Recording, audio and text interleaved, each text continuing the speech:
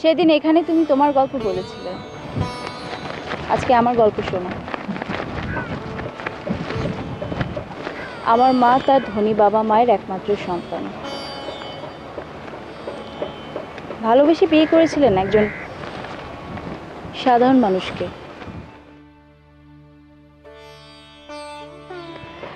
মার দিক থেকে ভালোবাসা হলেও ওই লোকটি মাকে বিয়ে করেছিল অর্থের লোভে, মানে শুধুমাত্র আমার নানার সম্পত্তির লোভে।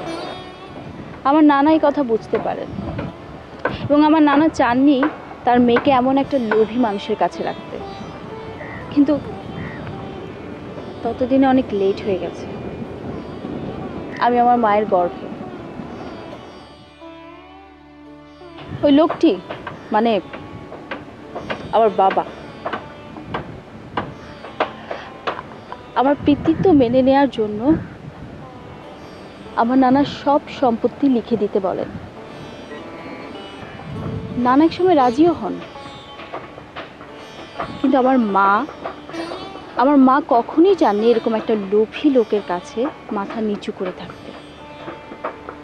আমার মা বলেছেন আমাকে আমাকে উনি একাই লালন পালন করতে পারবেন, আমার দায়িত্ব আমার মা একাই নিতে পারবেন, এবং সেটা উনি করেছেন।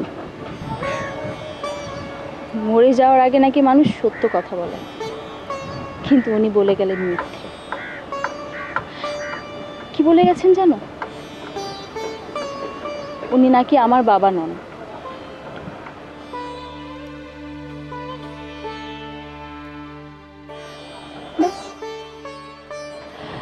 আমার জীবন একটা প্রশ্নের সম্মুখীন হয়ে দাঁড়ালো, কে আমার বাবা? কি উত্তর দিবে মা? কিভাবে প্রমাণ করবেন উনি? কাকে কাকে প্রমাণ দিবেন? মা আর পারছিলেন না।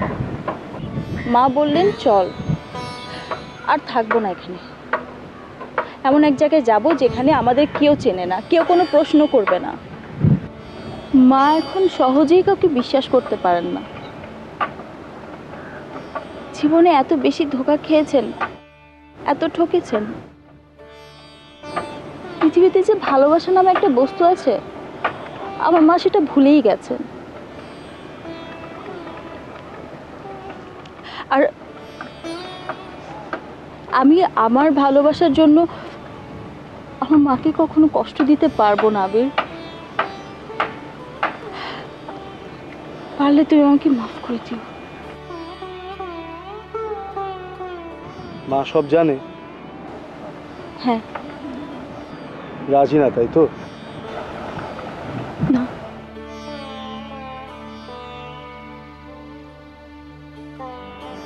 সত্যিই তো?